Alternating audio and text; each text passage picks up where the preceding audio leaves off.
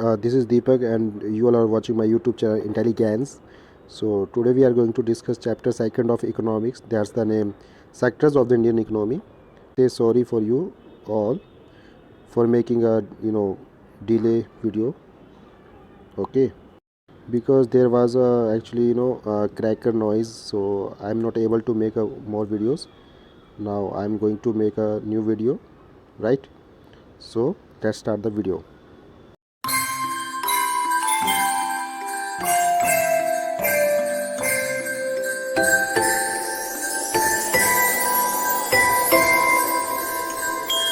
आपको यहाँ पे ऑप्शंस दिख रहे होंगे, और ये ऑप्शंस आपको कहीं ना कहीं याद रखने हैं अपने माइंड में भी, है ना। असर्शन एंड रीजनिंग वाले जो क्वेश्चन होंगे उसमें आपको जो है इस तरह से आपको थोड़ा माइंड में ध्यान रखना होगा कि चार ऑप्शन रहेंगे। ऑप्शन ए क्या कहेगा? ऑप्शन ये कहेगा कि ए और आर मतलब असर्शन और जो रीज़न है दोनों ट्रू है, और जो रीज़न है कहीं ना कहीं वो करेक्ट एक्सप्लेनेशन है ए की। एक तो आपको ये माइंड में रखना है। दूसरा है both A and R true, दोनों के दोनों ट्रू हैं, but R is not the correct explanation of A. और option C, A is a correct but R is a wrong. और option D, A is wrong but R is correct. ठीक है, तो basically हमें ये पता होना चाहिए, और बाकी याद रखने की ज़रूरत भी नहीं इतनी, मगर हाँ ये है कि आपको जो है थोड़ा इनकी बेस पे आपको जो है वो अपना आंसर देना होगा। तो इस चीज़ को थोड़ा ध्यान में रख के चलिए तो क्वेश्चन नंबर 135 की तरफ बढ़ते हैं। असर्शन देखिए, agriculture is the most labour absorbing sector in India. इसका मतलब क्या हुआ? असर्शन मतलब ये है ना कथन, है ना, एक नॉर्मल जो है स्टेटमेंट। तो इसमें दी गई है कि जो एग्रीकल्चर है वो सबसे एक मोस्ट लेबर एब्जॉर्बिंग सेक्टर है इंडिया का। सही बात है। क्यों? बहुत ज़्यादा जो है लोग जो है वो जुड़े हुए हैं, है ना, प्राइमरी सेक्टर में, राइट। और वो कहने के एग्रीकल्चर से रिलेट करता है प्राइमरी सेक्टर, आपको पता ही होगा। इसका रीज़न क्या बताया हुआ देखिए, the secondary and tertiary sector have still failed to provide more employment opportunities to a majority of the Indian people, so the people are forced to engage themselves in agriculture, right। तो देखिए इसमें कहने का reason ये बताया गया है कि जो सेकेंडरी जो टर्सरी सेक्टर है वो कहने के फेल रहे हैं, मतलब वो कहने के एम्प्लॉयमेंट अपॉर्चुनिटीज़ लोगों को बेहतरीन तरीके से नहीं दे पाए हैं, है ना। हमारे इंडियन पीपल्स बहुत ज़्यादा है मेजोरिटी में, तो उन सभी को कहीं ना कहीं रोज़गार नहीं दे पाया है। इसी वजह से कहीं ना कहीं हम लोग देखते हैं कि अधिकतर जो लोग हैं वो कहीं ना कहीं एंगेज हो रहे हैं, जुड़ रहे हैं एग्रीकल्चर के साथ। देखिए अब दोनों ही चीज़ें जो क्या है, असर्शन और रीज़न क्या है, कहीं ना कहीं एक दूसरे के साथ रिलेट करते हैं, राइट, कर रहे हैं ना, रिलेट कर रहे हैं, है ना। तो अब जो यहाँ पे हमें कौन सा ऑप्शन लगाना होगा, यहाँ पे देखो आंसर नीचे दिया हुआ है ए, मगर अगर हम इसको ना देखते हुए हम लोग क्या है, अगर इसको अपने माइंड के बेस पे अगर हम देखें तो देखो यार, असर्शन तो बिल्कुल एकदम करेक्ट है, रीज़न भी एकदम करेक्ट है, और जो रीज़न है वो कहीं ना कहीं रिलेट करता है ए के साथ। ठीक है, तो इसलिए हमने यहाँ पे ऑप्शन ए को लगाएंगे।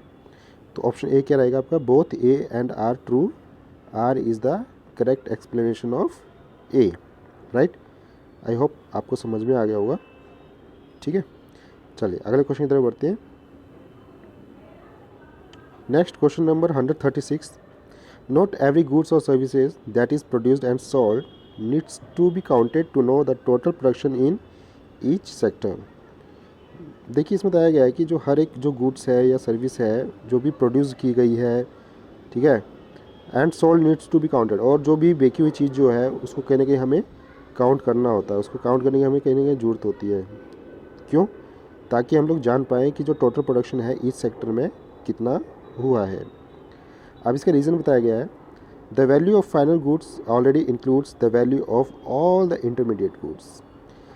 देखिए इसका रीज़न भी कहीं ना कहीं बिल्कुल सही है कि जो फाइनल गुड्स का जो प्राइस होता है वो ऑलरेडी जो इंटरमीडिएट गुड्स होते हैं उसकी वैल्यू में ऑलरेडी इंक्लूड होता है। सही बात है। आई होप आपको पता होगा फाइनल गुड्स क्या होता है, इंटरमीडिएट गुड्स क्या होते हैं, है ना। फाइनल गुड्स कौन से गुड्स हैं? जो एक तरह से बिल्कुल तैयार है और उसको हम लोग क्या है, उनका डायरेक्टली कंजप्शन कर सकते हैं। इंटरमीडिएट गुड्स क्या है, वो अभी पूरी तरह मैन्युफैक्चरिंग प्रोसेस में है कहीं ना कहीं, और फिनिश्ड नहीं हुए, मतलब तैयार नहीं हुए। ठीक है, तो अभी देखिए क्वेश्चन नंबर 136 में यहाँ पे जो हमने ए लगाया है इसका आंसर। क्यों? क्योंकि असर्शन और रीज़न दोनों करेक्ट है, एक दूसरे से रिलेट कर रहे हैं, और जो रीज़न और जो असर्शन है कहीं ना कहीं, है ना, उसको पूरी तरह एक्सप्लेनेशन कौन कर पा रहा है? रीज़न ही कर पा रहा है कहीं ना कहीं। ठीक है, तो both A and R true and R देखिए ऊपर देखिए ऑप्शन दिया होगा, R is the correct explanation of A, इसलिए हमने इसको यहाँ लगाया है। ठीक है, चलिए नेक्स्ट क्वेश्चन इधर बढ़ते हैं। An individual who manufactures flour from wheat is engaged in primary sector. क्या भाई देखिए इसमें बताया गया है कि कोई भी व्यक्ति जो है, जो एक तरह से क्या है फ्लावर को बना रहा है और वो कहने के प्राइमरी सेक्टर से जुड़ा हुआ है क्या?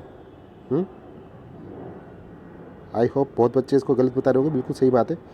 देखिए हम जब कहने के वीट से फ्लावर बना रहे हैं तो वो तो आपका सेकेंडरी सेक्टर में आ गया, राइट। तो यहाँ पे आप रीज़न देखिए, अब इसका रीज़न क्या बताया गया है, when some process of manufacturing is use the produce product is a part of secondary sector. इसमें बताया गया है कि जब हम कोई प्रोसेस के थ्रू जो है कहीं ना कहीं मैन्युफैक्चरिंग करते हैं तो ये कहीं ना कहीं आपका पार्ट है सेकेंडरी सेक्टर का है। अब इसका आंसर लगाया हमने डी। और डी में क्या बोलता है, डी में A is wrong but R is correct. सही बात है भाई, ए तो हमारा बिल्कुल क्या है, एकदम इनकरेक्ट है ना, मगर जो इसका रीज़न है वो एकदम बिल्कुल करेक्ट है। तो इसलिए हम यहाँ पे ऑप्शन डी लगाएंगे, और ऑप्शन डी मैं आपको दिखा भी चुका हूँ ऊपर, A is wrong but R is correct. ठीक है, मुझे नहीं लगता आपकी कोई दिक्कत होनी चाहिए आपको बेसिकली। चलिए ठीक है, नेक्स्ट क्वेश्चन की तरफ बढ़ते हैं। Question number 138। सो असर्शन इसका कुछ इस तरह से है, the cultivation of rice is a primary activity. Reason क्या है, when we produce a good by exploiting natural resource it is an activity of the primary sector. देखिए दोनों के दोनों ऑप्शन बिल्कुल करेक्ट है। असर्शन और रीज़न दोनों के दोनों करेक्ट है, और जो रीज़न है उसको कहीं ना कहीं जो आपका जो रीज़न है ये कहीं ना कहीं करेक्ट एक्सप्लेनेशन कर रहा है ए की, राइट। तो इसलिए हमने यहाँ पे ऑप्शन इसका लगाया है आंसर ए, और आंसर ए क्या था कि both A and R true and R is the correct explanation of A. Am I right? चलिए नेक्स्ट क्वेश्चन की तरफ बढ़ते हैं। नेक्स्ट क्वेश्चन की तरफ बढ़े तो उसमें देख रहे हैं हम लोग कि tertiary sector is also called the service sector. भाई टर्सरी सेक्टर को हम लोग सर्विस सेक्टर के नाम से भी जानते हैं, बिल्कुल सही बात है। तो ये कथन बिल्कुल राइट है यहाँ पे। इसका रीज़न क्या बताया गया है, tertiary activity generate services rather than goods, बिल्कुल राइट। तो देखिए ये जो रीज़न है वो कहने का करेक्ट एक्सप्लेनेशन कर रहा है ए की, और दोनों के दोनों असर्शन और रीज़न एकदम बिल्कुल करेक्ट है। तो यहाँ पे हम ऑप्शन ए को लगा सकते हैं आँख बंद करके, बिल्कुल है ना, सही बात है। चलिए क्वेश्चन नंबर 140 की तरफ बढ़ते हैं। असर्शन में दिया हुआ है, in India over the 40 years between 1973 to 74 and 2013 to 14 while production in all three sectors has increased, it has increased the most in the tertiary sector. Reason है इसका, tertiary sector is the only organized sector in the economy, so the government spends a lot of money for creating jobs in tertiary sector.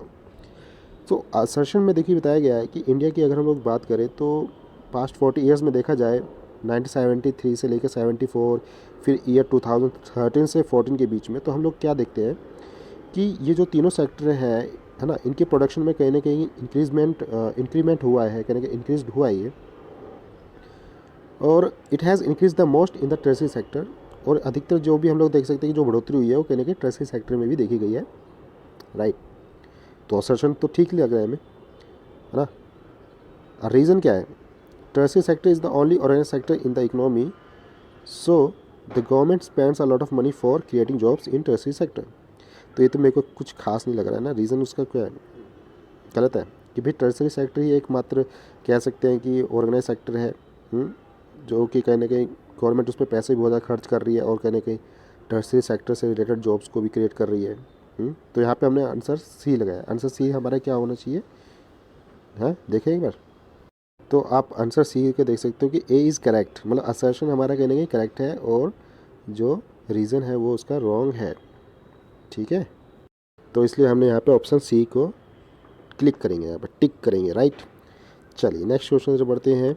Question number 141 assertion है, in India the primary sector is the largest employer, reason the demand for service has increased enormously. तो हम लोग क्या देखते हैं कि भाई दोनों स्टेटमेंट क्या है, कहीं ना कहीं ठीक है, करेक्ट है, कि प्राइमरी सेक्टर सबसे लार्जेस्ट एम्प्लॉयर है, बिल्कुल सही बात है कहीं ना कहीं, और रीज़न इसका दिया गया है कि the demand for service has increase enormously, बिल्कुल सही है भाई। दोनों रीज़न और असर्शन तो करेक्ट है, मगर कहीं ना कहीं जो रीज़न है वो करेक्ट एक्सप्लेनेशन नहीं कर पा रहा है कि, तो इसलिए हम यहाँ पे ऑप्शन बी को लगाएंगे, ऑप्शन बी। ठीक है, तो यहाँ पे ऑप्शन बी हमारा करेक्ट होगा। चलिए नेक्स्ट क्वेश्चन की तरफ बढ़ते हैं। Question number 142, the development of agriculture and industry leads to the development of service sector. Assertion में बताया गया है कहीं ना कहीं कि जो एग्रीकल्चर और जो इंडस्ट्री है वो कहीं ना कहीं डेवलप्ड हुई है और कहीं ना कहीं वो बढ़ावा दे रही है सर्विस सेक्टर को बढ़ाने में भी, उसके विकास में, है ना। तो असर्शन हमें बिल्कुल करेक्ट लगा। रीज़न की बात करें तो रीज़न देखते हैं हम। As the primary and secondary sector develops the demand for transport, storage structure, banks, insurance etcetera increases.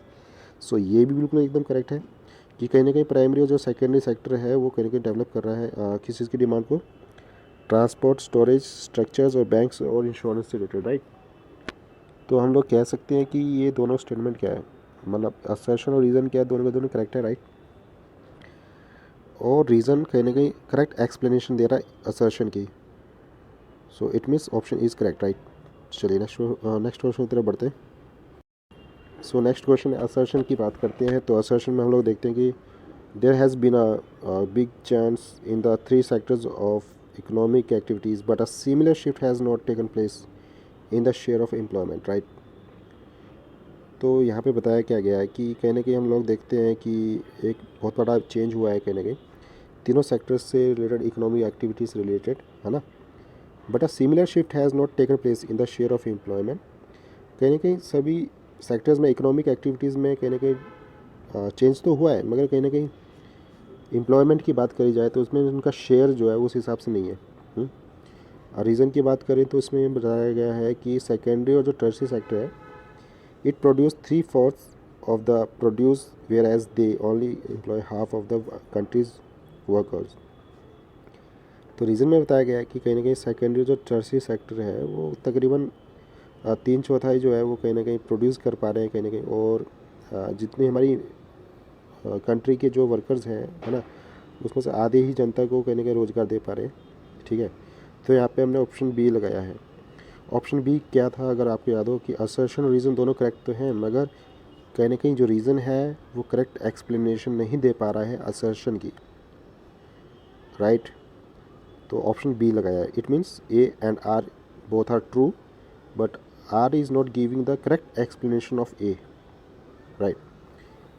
Now move towards question number 144, assertion underemployment can also be called disguised unemployment। जो under employment है क्या उसको हम लोग disguise unemployment भी कह सकते हैं। इसका रीज़न है each person is doing some work but no one is fully employed according to their true potential. भाई हर एक व्यक्ति क्या कहीं ना कहीं काम कर रहा है ना, और कहीं ना कहीं हम लोग देखते हैं कि फुली एम्प्लॉयड किसी को भी नहीं हो पा रहा है, जो ट्रू पोटेंशियल है उसको अचीव नहीं कर पा रहा है कहीं ना कहीं। So this type of unemployment is hidden unlike the common type of unemployment where the job seekers clearly has no job। सो कहीं ना कहीं हम लोग देख सकते हैं कि ये जो अनएम्प्लॉयमेंट है वो एक तरह की छुपी हुई बेरोज़गारी है कहीं ना कहीं, और एक कॉमन टाइप है अनएम्प्लॉयमेंट का जहाँ पे जॉब सीकर्स को कहीं ना कहीं क्लियरली कोई जॉब नहीं मिल पा रही है। ठीक है, जॉब सीकर्स तो आपको जब पता ही होगा जॉब सीकर्स कौन होते हैं, जो जॉब खोज रहे हैं ना। तो यहाँ पे इसकी जो करेक्ट जो आंसर है वो है option A. It means assertion and reasoning both are correct and reason is giving a correct explanation of assertion। सो यहाँ पे ऑप्शन ए हमारा करेक्ट रहेगा। Question number 145, assertion when calculating the total value of goods and services produced in a country the value of all goods and services at each stage of production should be calculated। So assertion में क्या बताया गया है, assertion ये कह रहा है कि जब हम लोग कैलकुलेट करते हैं total value of goods and services को जो भी किसी कंट्री में प्रोड्यूस्ड हुई है, ठीक है, the value of all goods and services at इस stage of production should be calculated. तो जितनी भी चीज़ें हमारी कंट्री में प्रोड्यूस हुई है, जो भी गुड्स और सर्विसेज प्रोड्यूस हुए हैं, उनको हमें हर एक स्टेज में कहीं ना कहीं उस प्रोडक्शन को कैलकुलेट करना चाहिए। इसका रीज़न बताया गया है, at each stage of production some value is added to a good और services, therefore the value added at each stage of production is added to derive the total value of goods and services in an economy. तो यहाँ पे हमने option D लगाया है। Option D क्या था, अगर आपको याद हो कि असर्शन करेक्ट है और रीज़न क्या है, कहीं ना कहीं रॉन्ग है ना। देखें एक बार, ऑप्शन डी का मतलब A is wrong but R is correct, मतलब कहने के असर्शन जो है वो कहने के रॉन्ग है, हालांकि उसका जो रीज़न है वो एकदम बिल्कुल करेक्ट है। ठीक है, तो मैंने थोड़ा गलत कह दिया था, तो उसको आप थोड़ा याद रखें। ठीक है, नेक्स्ट क्वेश्चन बहुत इंपॉर्टेंट है और एग्जाम पॉइंट ऑफ व्यू से कहने का बहुत ज़्यादा ही इंपॉर्टेंट है भाई। सो असर्शन देखिए बताया गया है GDP, gross domestic product. GDP stands gross domestic product and it shows how big economy is. Reason, GDP of a country is the value of all intermediate goods and services produced within a country during a particular year. So अगर देखा जाए तो यहाँ पे जो reason है वो कहीं ना कहीं बिल्कुल गलत है, जबकि जो उसका असर्शन है वो एकदम बिल्कुल करेक्ट है। तो इसलिए हमें ऑप्शन सी ही लगाएंगे। भाई जो जीडीपी है वो कहीं ना कहीं कंट्री की इकोनॉमी को दर्शाती है कि कंट्री की इकोनॉमी कितनी बड़ी है, बिल्कुल सही बात है। रीज़न की बात करें तो रीज़न में हम लोग क्या देखते हैं कि जो जीडीपी है कंट्री की, उसमें कहीं ना कहीं जितनी भी इंटरमीडिएट गुड्स होते हैं, सर्विसेज होती है, जो प्रोड्यूस्ड होते हैं, उसकी वैल्यू को दर्शा रही है वो कहीं ना कहीं, जबकि गलत है। जीडीपी तो हमेशा फिनिश्ड गुड्स की वैल्यू को दर्शाएगी, जितनी तीनों सेक्टर में प्रोड्यूस हुआ है उसको दर्शाती है, राइट। तो यहाँ पे ऑप्शन सी हमारा करेक्ट होगा, मतलब assertion is correct but reason is wrong. ठीक है, चलिए नेक्स्ट क्वेश्चन की तरफ बढ़ते हैं। Question number 148, very important. Assertion under MNREGA, MNREGA की स्पेलिंग अगर याद हो आपको, Mahatma Gandhi national rural employment guarantee act year 2005 में लॉन्च किया गया था, राइट।